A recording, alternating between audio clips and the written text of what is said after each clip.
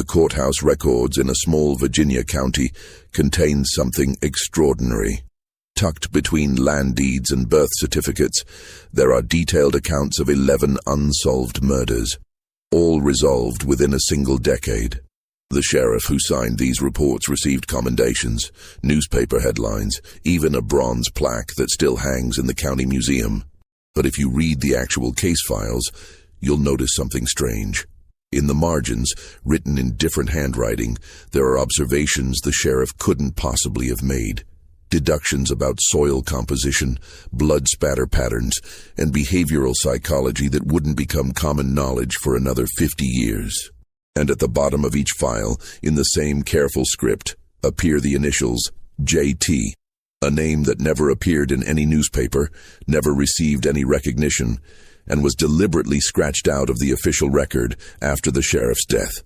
The reason was simple. J.T. wasn't just the man who solved these crimes, he was property. Before we continue with the story of how one man's genius was stolen by history, make sure you're subscribed to this channel, hit that notification bell, and leave a comment telling us which state you're watching from. Stories like this need to be heard. Now, to understand how a slave became the most brilliant criminal investigator in Virginia, and how his name was erased from every record, we need to go back to where it all started. Dalton County, Virginia, in 1847, was a place caught between two worlds. Nestled in the Piedmont region where rolling hills gave way to the first shadows of the Blue Ridge Mountains, the county seat of Harpersville had grown prosperous on tobacco farming and the railway line that connected it to Richmond. 3,000 people called it home. 2,000 white, 800 enslaved, 200 free black residents who lived in the margins of both communities. The town's main street ran for 6 blocks, lined with brick buildings that housed a bank, 2 churches, a general store, a tavern, and the county courthouse. A Greek revival structure with white columns that represented law and order, at least for some.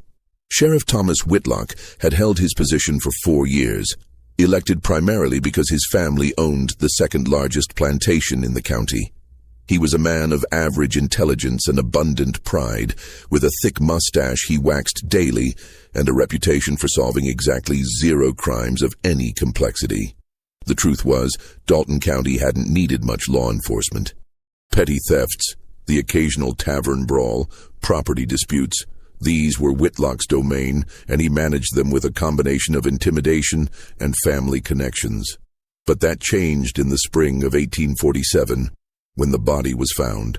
Young Margaret Hayes, 17 years old and daughter of the county's wealthiest merchant, was discovered in Blackwell Creek, 3 miles from town.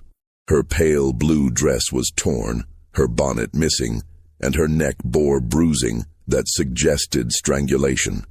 The discovery sent shockwaves through Harpersville's white community. Women refused to leave their homes without male escorts.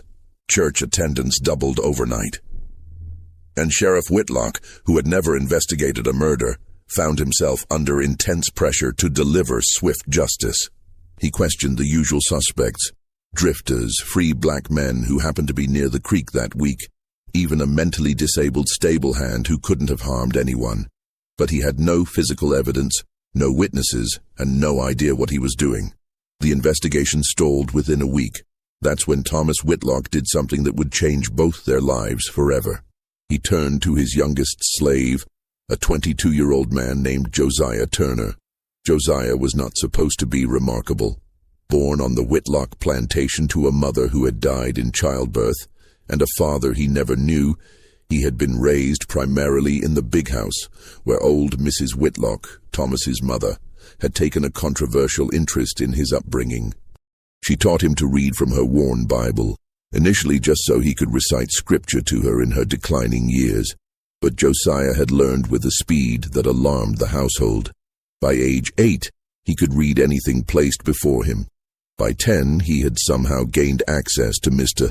Whitlock Sr.'s library, a collection of law books, medical texts, and scientific journals that the old man had accumulated but rarely opened. When Thomas Whitlock inherited the plantation after his father's death, he discovered Josiah reading a treatise on human anatomy in the library. Rather than punish him, Whitlock had seen an opportunity. He began using Josiah as a personal secretary of sorts, having him read documents and summarize their contents. Josiah's mind worked differently than other people's. He noticed patterns, inconsistencies, details that others overlooked. And now, desperate to solve the Hayes murder before the county lost faith in him entirely, Sheriff Whitlock made Josiah an offer. "You help me figure out who killed that girl," Whitlock said one evening in the study, tobacco smoke curling toward the ceiling, "and I'll make sure you get Sunday afternoons to yourself. More food rations. Might even let you keep some of those books." Josiah had no choice, of course, but he also had curiosity, a dangerous trait for a slave, but one he couldn't suppress. He agreed. What neither man realized was that this arrangement would become something far more complex and far more dangerous than either could imagine. The morning Sheriff Whitlock took Josiah to Blackwell Creek marked the first time a slave had been brought to a crime scene in any official capacity. Whitlock was careful about it. They traveled before dawn, when the roads were empty, and he made Josiah walk 3 paces behind his horse. There could be no appearance of equality, even in private. The creek ran cold and swift that May morning, fed by mountain runoff. Pine trees pressed close to the water's edge, their shadows still deep in the early light. The spot where Margaret Hayes's body had been found was marked by trampled grass. 24 men had already walked through, contaminating whatever evidence might have existed. "So," Whitlock said, dismounting and lighting a cigar. "What do you see?" Josiah stood silent for a long moment, his eyes moving across the scene with methodical precision. He was tall and lean, with close-cropped hair, and hands scarred from years of field work before Mrs. Whitlock had moved him to house duties. His face remained carefully neutral, the expression of a man who had learned to hide his thoughts. "May I walk around, sir?" he asked quietly. Whitlock waved his hand impatiently. "That's why I brought you." Josiah moved slowly along the creek bank, crouching occasionally to examine the mud, the stones, the broken branches of a willow tree that hung over the water. He walked upstream, then downstream, covering nearly a quarter mile in each direction. Whitlock grew impatient, smoking 3 cigars while Josiah worked in silence. Finally, Josiah returned. "She wasn't killed here, sir." Whitlock frowned. "What do you mean? Body was found right here." "Yes, sir. But if you look at the mud on the bank, you can see where the body was dragged. The grass is flattened, moving toward the water, not away from it. And there's no blood in the soil, even though her dress had bloodstains on the hem. The coroner said she had a head wound, didn't he?" Whitlock nodded slowly. He hadn't actually paid much attention to the coroner's report. "A head wound bleeds considerably, sir. If she'd been struck here, there would be evidence. But the only blood is on her clothing, which means she was moved after death. Probably carried or dragged from somewhere else and placed in the creek to make it look like an accident or to wash away evidence." "And you can tell all that from some bent grass?" Whitlock's tone was skeptical, but interested. "Not just the grass, sir." Josiah pointed upstream. "There are wheel marks about 200 yards that way, where someone drove a cart close to the creek. Recent marks. The rain we had 2 nights ago would have washed away anything older. And if you look at the gravel near the water's edge, there's a partial footprint, a man's boot, size 11 or 12, heavy tread, military style. Not common in these parts." Whitlock stared at him. "How in God's name can you see all that?" Josiah didn't answer directly. "Sir, may I ask, did Miss Hayes have a suitor? Someone she might have been meeting in secret?" The question was bold, perhaps too bold. Whitlock's jaw tightened. "That's not your concern." "No, sir. But if we're looking for who might have wanted her alone, away from town, we need to understand who she trusted enough to meet." The logic was sound, and Whitlock knew it. He took a long draw on his cigar. "There was a soldier, captain's son from Richmond, stationed at the garrison near Charlottesville, Samuel Pritchard. The Hayes family didn't approve, thought he was after Margaret's inheritance. She was forbidden from seeing him." "Was Captain Pritchard's son questioned, sir?" "He was in Charlottesville, has witnesses." Josiah nodded slowly. "And the cart? Who in Harpersville owns a cart that could make those marks?"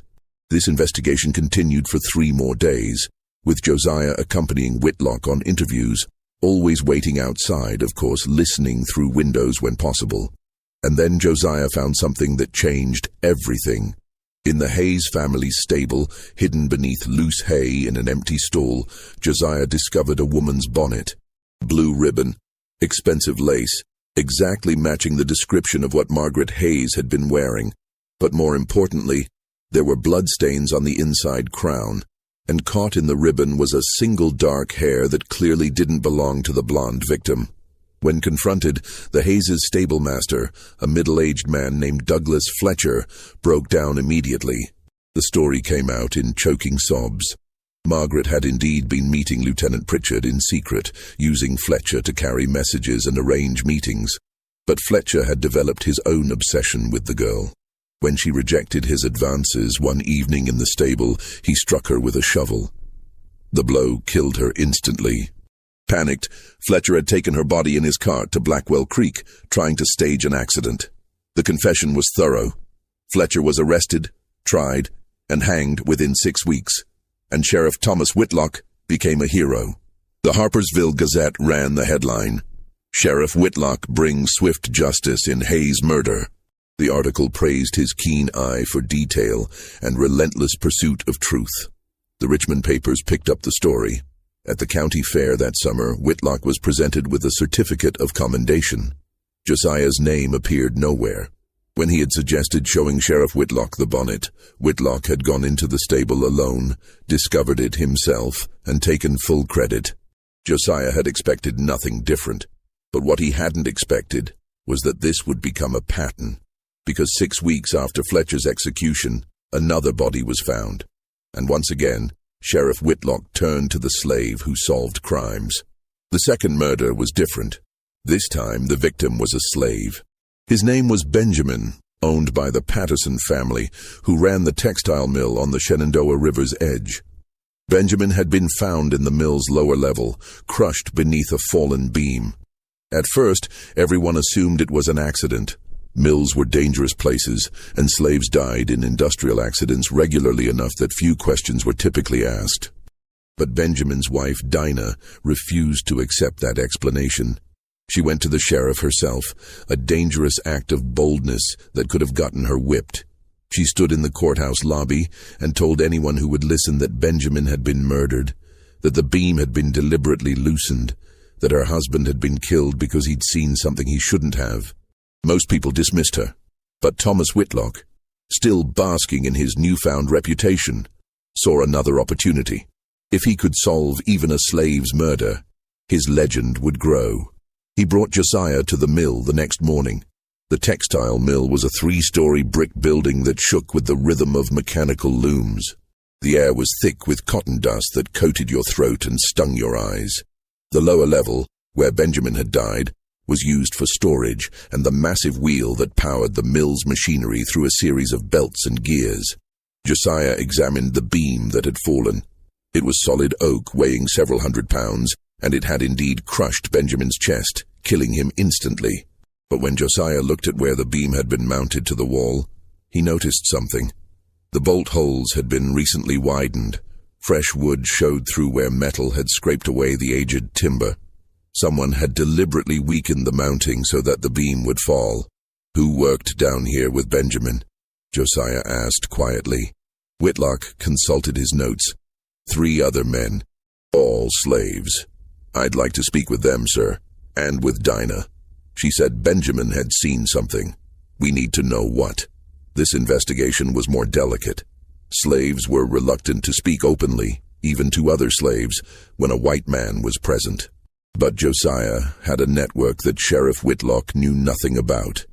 A quiet community of enslaved people who shared information through coded conversations, Sunday church meetings, and the invisible channels of communication that existed beneath white supervision. Through these channels, Josiah learned what Benjamin had seen. The Patterson family's eldest son, Marcus Patterson, had been stealing from his own family's mill, skimming profits, altering ledgers, and selling bolts of cloth through a dealer in Richmond without recording the sales. Benjamin, who worked in the storage area where inventory was kept, had noticed the discrepancies. He'd mentioned it to Marcus, thinking perhaps there was some mistake he could help correct. 2 days later, Benjamin was dead. But proving this was another matter entirely. Josiah couldn't simply accuse Marcus Patterson, the son of one of the county's most prominent families, based on the testimony of slaves. He needed physical evidence, and he found it in the mill's account books. Late one night, while Sheriff Whitlock was sleeping off whiskey at the tavern, Josiah made his way back to the mill. He knew it was dangerous. A slave caught out after dark could be shot without question.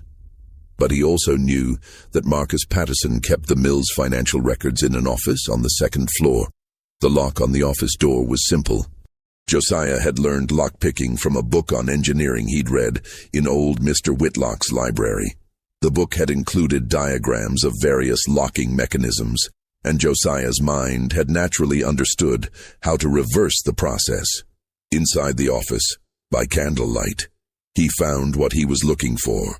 2 sets of ledgers. The official one, which matched the quarterly report submitted to the Patterson family, and a second ledger hidden in a locked drawer that showed the actual inventory and sales. The discrepancy amounted to nearly $2,000 over 18 months. A fortune.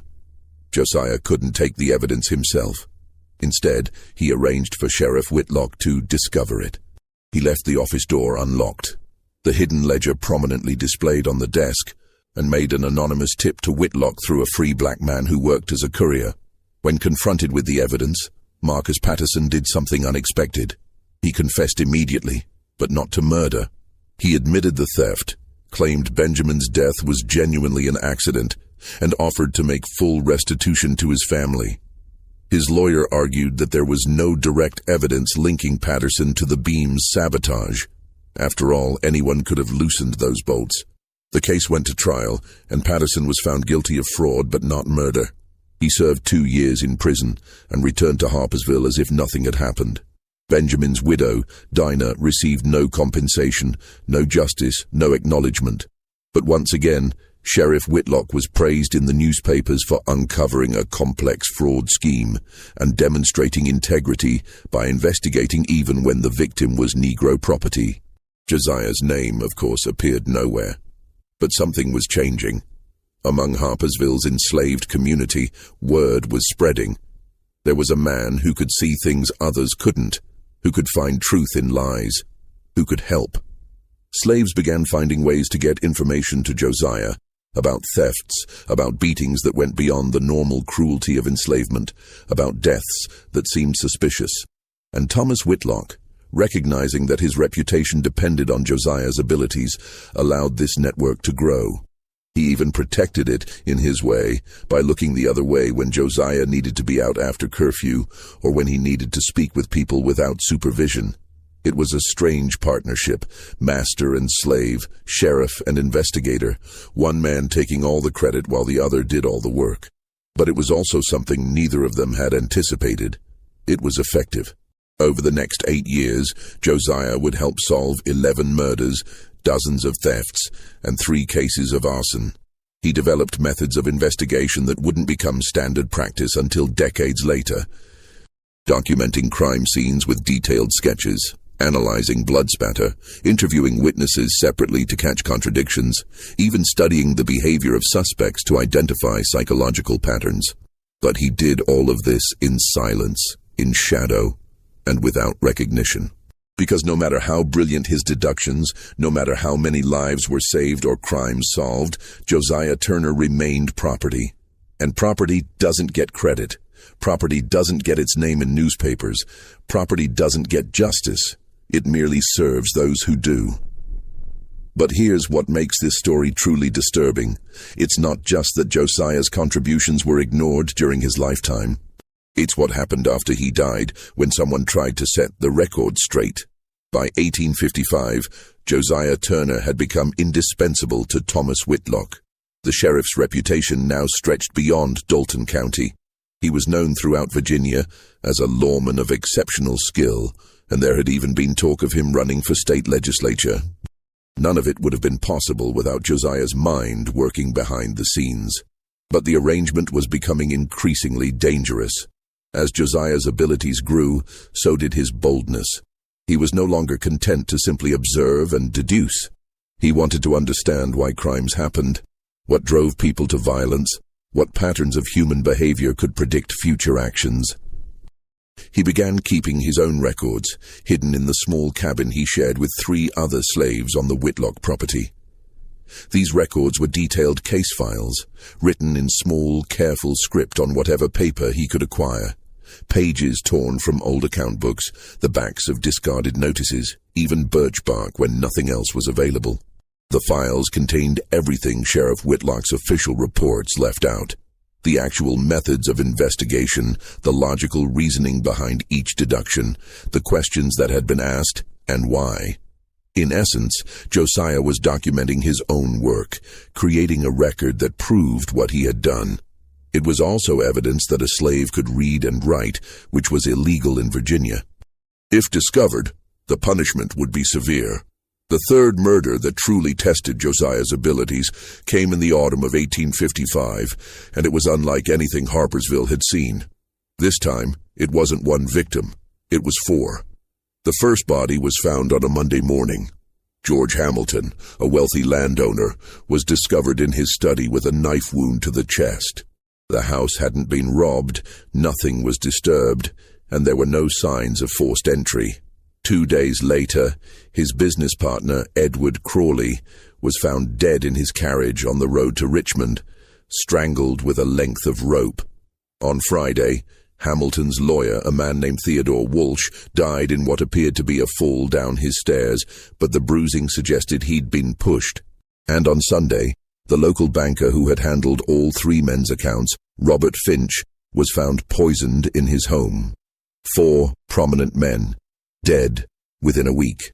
Panic seized Harpersville like a fever. Wild theories spread. A killer was targeting the town's elite, some kind of conspiracy, perhaps even retribution for unpaid debts. Sheriff Whitlock was overwhelmed. The pressure from the victims' families, from the town council, from the newspapers was intense. He turned to Josiah with desperation in his eyes. "Find me the connection," Whitlock said. "There has to be a reason all 4 of them were killed." Josiah spent 3 days reviewing financial records, interviewing household staff, and examining each crime scene. What he discovered was a web of fraud that went back 15 years. Hamilton, Crawley, Walsh, and Finch had been operating a land scheme together, selling property to immigrant families arriving from Ireland and Germany, taking their money, and then using legal technicalities to invalidate the sales and resell the same land to others. They defrauded dozens of families, accumulating wealth while their victims lost everything. But who had killed them? The answer came from an unlikely source, a 15-year-old boy named Patrick O'Connor, whose family had been among the scheme's victims. His father had hanged himself 2 years earlier after losing their farm. His mother had died of cholera the following winter. Patrick had been surviving on odd jobs and charity, living in a shed behind the church. When Josiah interviewed him, carefully, quietly, away from official scrutiny, the boy admitted nothing at first. But Josiah noticed things. Rope burns on Patrick's hands, a slight limp that suggested recent injury, and most tellingly, the smell of bitter almonds on his jacket, a residue of the arsenic that had killed the banker. Josiah faced an impossible choice. Patrick O'Connor had committed 4 murders, but he had done so to avenge his family's destruction at the hands of men who would never have faced legal consequences for their fraud. In the moral calculus of Virginia law, fraud against immigrants meant nothing, but murder meant the gallows. Josiah made a decision that haunted him for the rest of his life. He told Sheriff Whitlock everything, except Patrick's name. Instead, he pointed Whitlock toward a drifter who had been seen near town around the time of the murders, a man with a criminal record from Pennsylvania who had no family, no connections, and no way to prove his innocence effectively. The drifter was arrested, tried, and convicted on circumstantial evidence that Josiah had carefully constructed. He was hanged on a cold December morning, proclaiming his innocence until the rope silenced him. Patrick O'Connor left Harpersville a week later and was never seen again. Sheriff Whitlock received his highest commendation yet. The Richmond newspapers called the case a masterwork of criminal investigation and praised Whitlock's brilliant deductive reasoning. A bronze plaque was commissioned for the courthouse, celebrating his career of bringing justice to the citizens of Dalton County. But Josiah knew the truth. For the first time, he had deliberately condemned an innocent man to protect a guilty one. He had used his gift for reading evidence, for seeing what others couldn't see, not to serve justice, but to save someone he believed deserved saving. It was the moment he understood the true cost of working within a system that was itself unjust. That winter, Josiah wrote something in his hidden files that he had never written before. At the bottom of the O'Connor case notes he added, "I have become what I hunted. God forgive me." The files grew thicker. More cases, more criminals caught, more headlines for Sheriff Whitlock. But also more compromises, more moments when Josiah had to choose between the letter of the law and what he believed was right. A slave who stole food to feed his family, Josiah found evidence but buried it. A woman who killed her abusive husband, Josiah constructed an alternative explanation that led to an accidental death ruling. A free black man falsely accused of assault, Josiah found the real perpetrator, but had to work carefully to ensure the evidence came to light without revealing his own involvement. He was no longer just solving crimes. He was trying to protect those the law refused to protect, within a system designed to deny them protection. And then everything changed, because someone noticed what Josiah was doing. Her name was Clara Hayworth, and she was something unusual in 1850s Virginia, a female journalist. She wrote for the Richmond Herald under her father's byline, since newspapers wouldn't publish articles written by women. But Clara had a sharp mind and a nose for stories that others missed.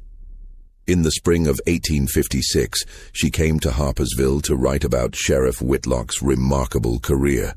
She interviewed him for hours, reviewed his case files, and spoke with people throughout the county. And slowly, she began to notice inconsistencies. Whitlock's official reports often contained observations that seemed beyond his capabilities. He supposedly noticed details about soil composition, blood patterns, and forensic analysis that Clara knew were cutting-edge techniques only being discussed in European scientific journals. How could a rural Virginia sheriff with no formal education be applying methods that experts in London and Paris were just beginning to develop? Clara did something that no journalist had done before. She started asking slaves what they knew about the investigations. Most refused to speak with her. A white woman asking questions was dangerous. But eventually, through patient persistence, she found someone willing to talk. A housemaid named Rachel, who worked at the Whitlock plantation, told Clara about Josiah. "He's the one who figures things out," Rachel said carefully. "Sheriff just writes it down." Clara wanted to interview Josiah directly, but that was impossible. Slaves couldn't be quoted in newspapers, couldn't be acknowledged as sources, and certainly couldn't be credited with intellectual work. But Clara was determined to find the truth.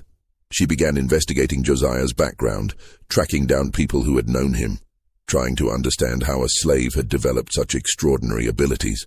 What she discovered should have been impossible. Old Mrs. Whitlock, now deceased, had apparently allowed Josiah access to an extensive library. Former household staff remembered seeing him reading medical texts, legal documents, even scientific journals. One elderly gardener recalled seeing Josiah conducting what looked like experiments in a shed behind the property, mixing chemicals, examining plant specimens under a crude magnifying glass he'd somehow constructed. Clara realized she had found a story far more important than a successful sheriff.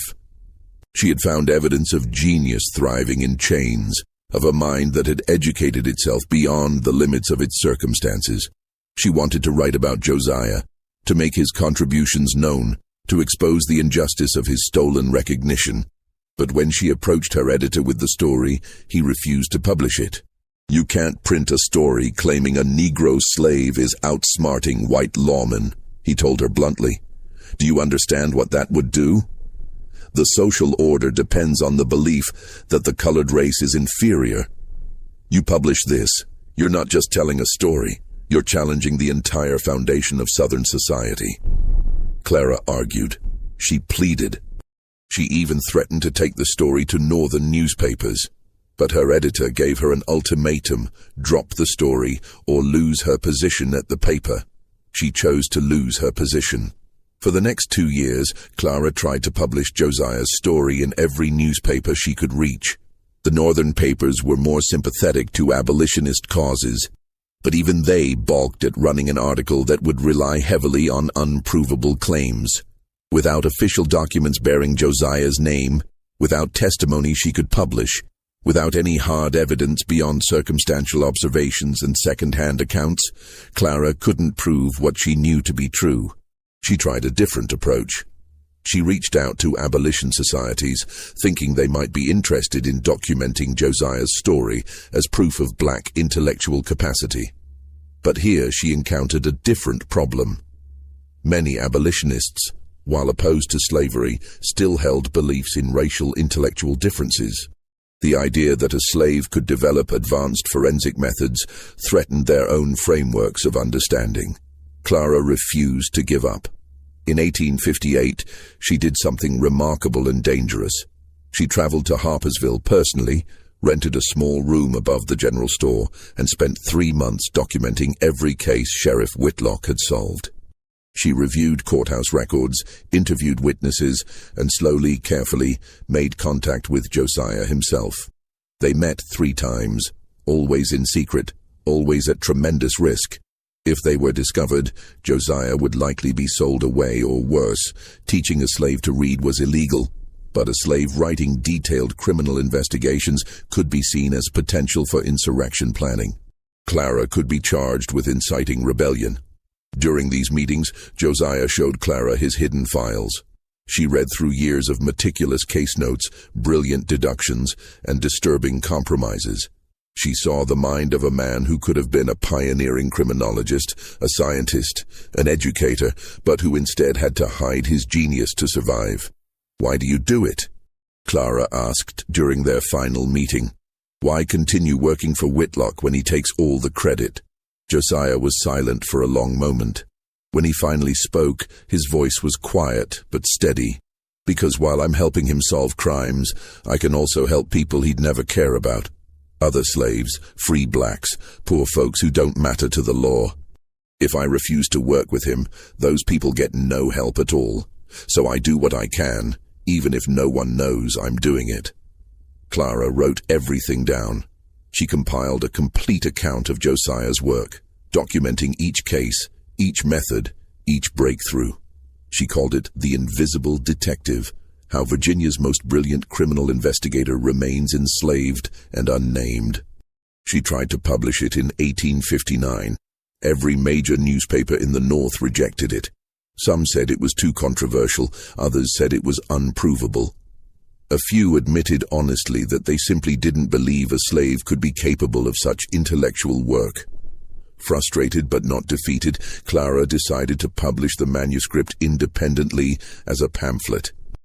She paid for the printing herself, planning to distribute it through abolitionist networks and churches. The pamphlet was printed on October 14th, 1859. 2 days later, John Brown raided Harper's Ferry. The event sent shockwaves through Virginia and the entire South. Suddenly, any publication that could be seen as praising black intelligence or capability was viewed as dangerous abolitionist propaganda that might inspire rebellion. Clara's printer refused to release the pamphlets he'd printed, fearing prosecution. Most of the copies were destroyed. Clara managed to save 50 copies. She distributed them to abolitionist societies in Boston, Philadelphia, and New York. But by then, the nation was sliding toward war, and a story about a slave detective in rural Virginia seemed like a footnote to larger events. Clara returned to Richmond, defeated but determined to try again after the political situation stabilized. She never got the chance. In April 1861, the Civil War began. Clara Hayworth joined the effort to provide medical supplies to field hospitals. She contracted typhoid fever while nursing wounded soldiers and died in July 1862. She was 31 years old. The 50 pamphlets she had distributed, most were lost during the war. A few survived in the archives of abolitionist societies, filed away among thousands of similar documents, unread and forgotten. And what happened to Josiah Turner? That's where this story takes its darkest turn. The war reached Dalton County in the summer of 1862. Union forces were pushing into Virginia, and Confederate troops were desperately trying to hold strategic positions. Harpersville, with its railroad connection and position near supply routes, became militarily significant. Sheriff Thomas Whitlock joined the Confederate Army as a captain, leveraging his reputation and family connections into an officer's commission. When he left for the front, he faced a dilemma: what to do with Josiah. He couldn't take Josiah with him. The Army had no use for a slave detective, and Whitlock would lose access to slave labor benefits by taking him away from the plantation. But he also couldn't leave Josiah behind with his skills and knowledge. What if Josiah decided to run? What if he helped Union forces? What if, free from Whitlock's control, Josiah's abilities were turned against the Confederacy? Whitlock made a decision that, in retrospect, revealed exactly how much he feared Josiah's intelligence. Rather than risk Josiah escaping or being liberated by Union troops, Whitlock sold him. Not to another Virginia plantation, where Josiah might remain relatively close and potentially useful after the war. Whitlock sold Josiah to a cotton plantation in Mississippi, as far from Virginia as possible, to a buyer who specialized in working slaves to death in the harsh conditions of Deep South agriculture. It was a death sentence disguised as a business transaction. Josiah was 37 years old when he was sold. He was transported south in chains with 30 other slaves in August 1862, the hottest month of the year. They traveled in a wagon convoy for 3 weeks, sleeping in open pens, given minimal food and water.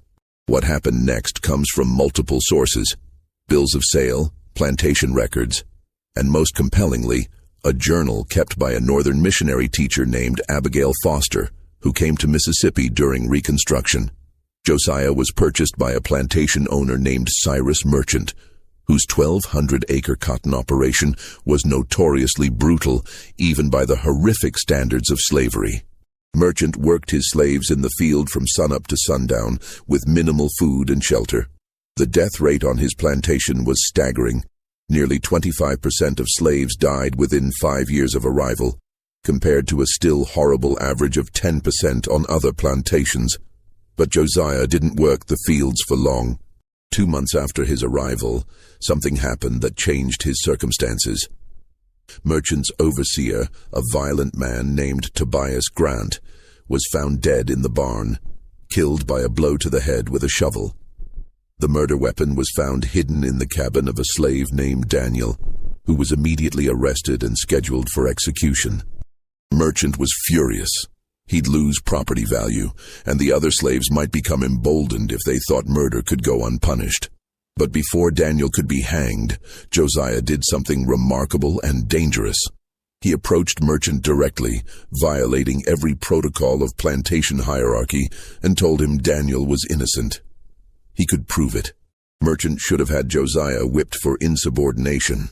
But something about the certainty in Josiah's voice made him pause. He gave Josiah 1 hour to explain. What Josiah revealed was this: Grant had been killed by his own son, Tobias Grant, Jr., who had been stealing cotton bales and selling them privately to northern smugglers who traded with both sides during the war.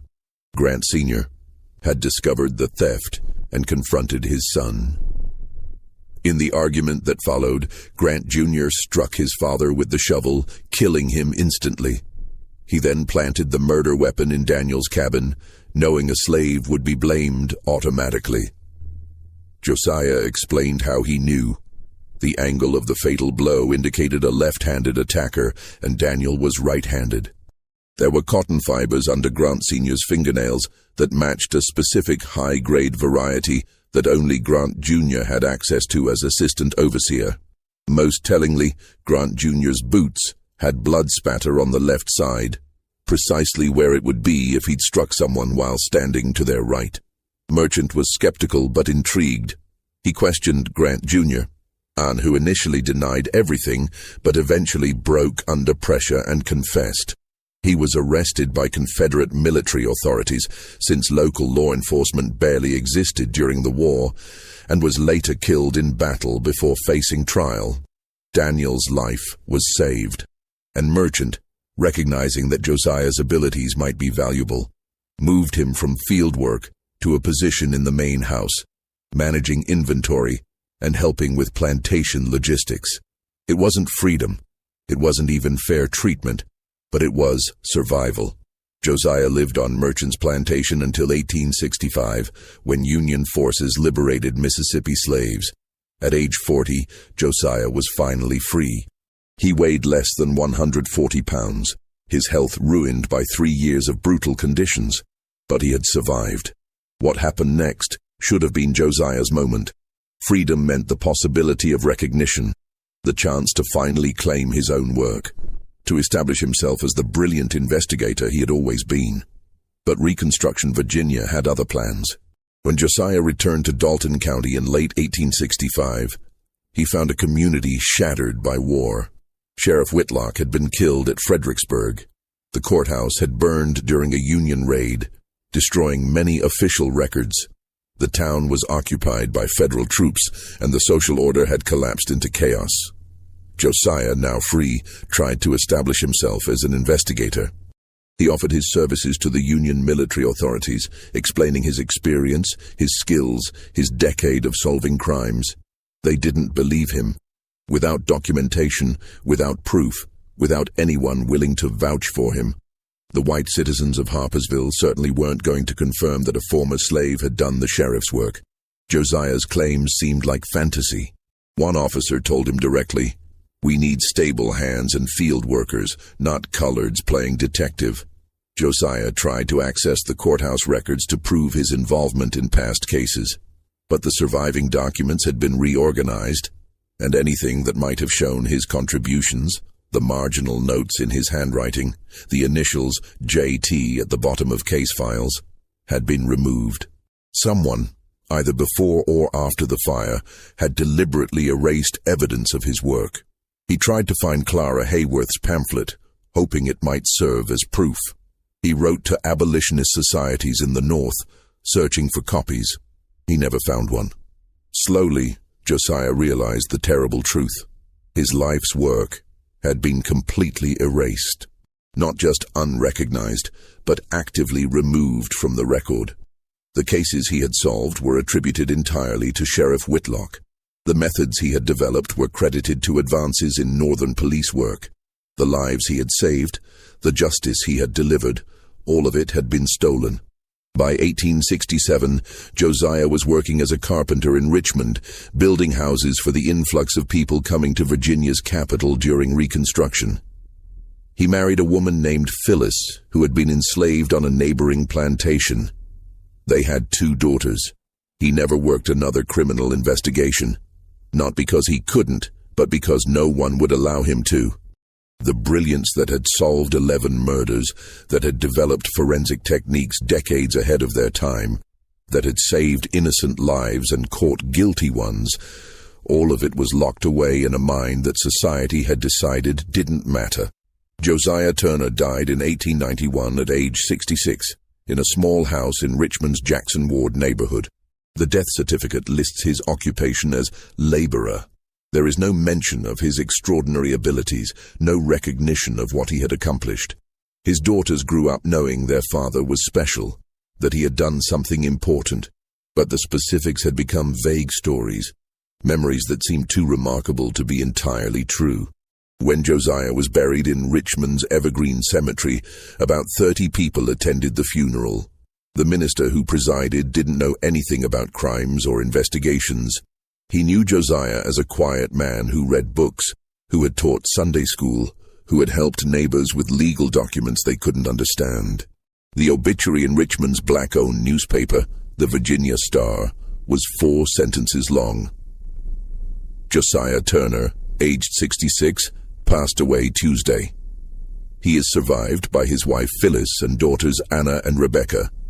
Mr. Turner worked as a carpenter and was known for his intelligence and kindness. Services were held at Fourth Baptist Church. That was it. That was all that remained of the man who had revolutionized criminal investigation in Dalton County. 4 sentences that mentioned none of his actual achievements. But here's what makes this story even more disturbing. Josiah's erasure wasn't just passive, it was deliberate. And we know this because of what happened when someone tried to correct the record. In 1923, a graduate student at the University of Virginia named William Marsh was researching criminal justice history in Virginia for his doctoral dissertation. While going through courthouse archives in Dalton County, he discovered something odd. Sheriff Thomas Whitlock's case files from the 1840s and 1850s contained extensive marginal notes in handwriting that clearly didn't match Whitlock's own writing. Marsh was a meticulous researcher, and this inconsistency bothered him.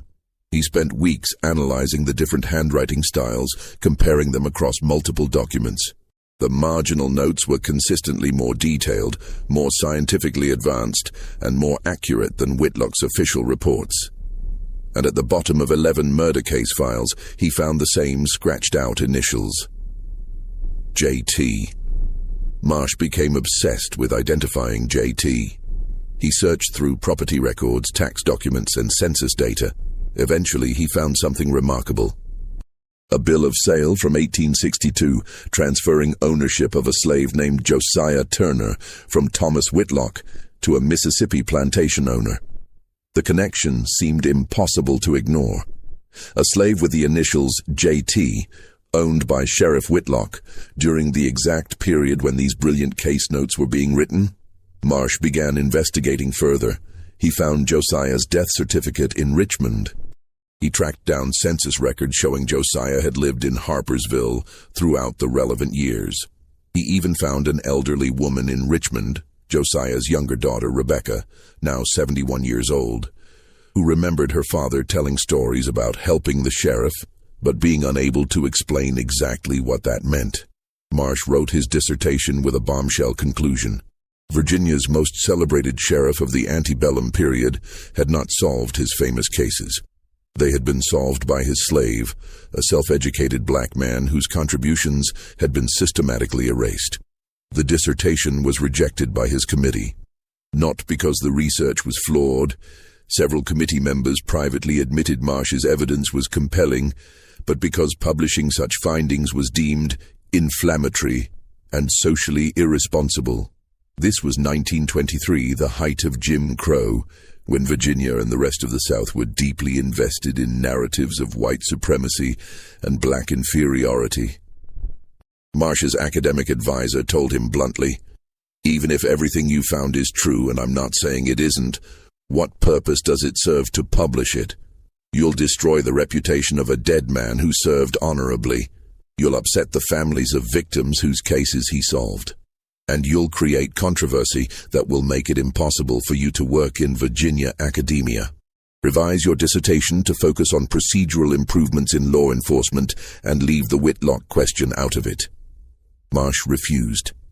He submitted his original dissertation to 3 other universities, hoping to find a committee that would approve it. All 3 rejected it. Frustrated and running out of funding, Marsh made one final attempt. He sent his research to several historical journals, hoping to publish it as an academic article. One journal seriously considered it. The editor, a progressive historian at Columbia University, wrote to Marsh saying the article was meticulously researched and historically significant. But ultimately, even this journal declined to publish. The editor's letter, now preserved in Marsh's personal papers at the UVA archives, explained, "While I personally believe your conclusions are well supported, our editorial board fears the reaction from Southern subscribers and the potential damage to the journal's reputation in states where such claims about Negro intellectual capacity remain sensitive. In other words, the truth was too uncomfortable to print. William Marsh never completed his doctorate. He left academic life in 1924 and became a high school teacher in Baltimore. His research on Josiah Turner sat in boxes in his basement for 40 years. When Marsh died in 1968, his son found the boxes while cleaning out the house. He briefly considered donating them to a historical society, but ultimately threw most of the papers away, keeping only a few items he thought might have family value. By sheer luck, one folder of Marsh's research survived. It was tucked inside a book that Marsh's son kept, and that book eventually made its way to a used bookstore, was purchased by a collector, and finally, in 1995, was donated to the University of Virginia's Special Collections. A research librarian noticed the folder in 2003 while cataloging the donation. She recognized its significance and brought it to the attention of the history department. This time, in a very different social and academic environment, Marsh's research was taken seriously. A team of historians spent 2 years verifying Marsh's findings. They found additional evidence he had missed, more case files with Josiah's handwriting, bills of sale, even a faded photograph from 1870 showing an older black man in Richmond who family records identified as Josiah Turner. In the photo, he's standing beside a partially constructed building, carpenter's tools visible in the background. His expression is serious, dignified, giving nothing away. The historians published their findings in 2006 in the Journal of Southern History. The article, titled "Invisible Justice: Uncovering the Contributions of Josiah Turner to Antebellum Criminal Investigation," finally told the complete story. It documented everything: Josiah's self-education, his decade of solving crimes, his advanced forensic methods, the theft of his recognition, his sale to Mississippi, his return to Virginia, and the systematic erasure of his contributions from the historical record. The article won awards. It was cited in textbooks. It led to a small exhibition at the Dalton County Historical Society. But here's the thing that should trouble you. It took 115 years after Josiah's death for his story to be told. More than a century of silence, of erasure of genius deliberately hidden because acknowledging it would challenge comfortable narratives about who deserves credit and who deserves recognition. And even now, Josiah Turner isn't widely known. If you visit Harpersville today, you'll find Sheriff Thomas Whitlock's bronze plaque still hanging in the courthouse, praising his keen detective work and tireless pursuit of justice. There's no plaque for Josiah, no street named after him, no memorial. In 2008, a local civil rights organization petitioned to have Josiah Turner officially recognized by the county government. After 2 years of debate, the county board approved a small commemorative marker that was placed in the courthouse lobby. It reads, "Josiah Turner, 1825-1891, enslaved person who contributed to criminal investigations in Dalton County during the 1840s and 1850s. His work remained unrecognized until historical research uncovered his involvement in 2006. Contributed to criminal investigations. Not solved, not pioneered forensic methods, not was the brilliant mind behind, just contributed to." The language was carefully chosen to avoid suggesting that Sheriff Whitlock was less competent than historical accounts had portrayed him. Even in recognition, Josiah's actual role was softened, diminished, made palatable. And the newspapers? When the Historical Society put up a small exhibition about Josiah in 2009, the local newspaper ran a brief article about it. The headline read, "New research sheds light on sheriff's work. Not slave-solved crimes for sheriff, not hidden genius revealed." The focus remained on the sheriff, with Josiah's story relegated to a supporting role. It's as if the pattern continues, even now. Even after the truth has been documented, verified, and published in academic journals, there's still a reluctance to fully acknowledge what Josiah Turner accomplished, what he overcame, and what was stolen from him. So what do we take from this story? First, that brilliance isn't limited by circumstances, even circumstances as brutal as slavery. Josiah Turner educated himself, developed advanced methods, solved complex cases, all while held in bondage, all while denied basic human rights. Second, that recognition matters. Credit matters. Having your name attached to your work matters, not just for ego, but because it establishes your existence, your contribution, your humanity. When Josiah's name was systematically removed from records, it wasn't just theft of credit, it was theft of history, theft of identity. Third, that erasure is active, not passive. Josiah's contributions weren't lost through carelessness or time, they were deliberately removed. Someone went through those courthouse files and scratched out his initials. Someone denied Clara Hayworth the ability to publish his story. Someone rejected William Marsh's dissertation. At every turn, people made choices to suppress the truth because the truth was threatening to established power structures. And finally, that we're still living with the consequences of these choices. How many other brilliant minds were held in slavery, their contributions stolen or destroyed? How many innovations, discoveries, and achievements have been attributed to the wrong people simply because the actual creators had no power to claim credit? How much of our history has been deliberately rewritten to support certain narratives while erasing others? Josiah Turner solved 11 murders. He saved innocent lives. He developed forensic techniques that wouldn't become standard practice until the 20th century. He did all of this while enslaved, while facing daily degradation and violence, while knowing he would receive no recognition, no reward, no justice. And then, even after death, his story was suppressed for more than a century. This isn't ancient history. People alive today have grandparents who were alive when Josiah Turner died. The decision to reject William Marsh's dissertation happened within living memory. The fight to get even a modest recognition plaque happened in 2008. The erasure of Josiah Turner wasn't just wrong, it was deliberate, systematic, and it continues in subtle ways even now. So the next time you hear a story about a brilliant detective, a pioneering scientist, a groundbreaking inventor, ask yourself, whose name is on the record? And whose name might have been erased? What do you think of this story? Do you believe everything was revealed, or are there still secrets hidden in those courthouse files? Leave your comment below.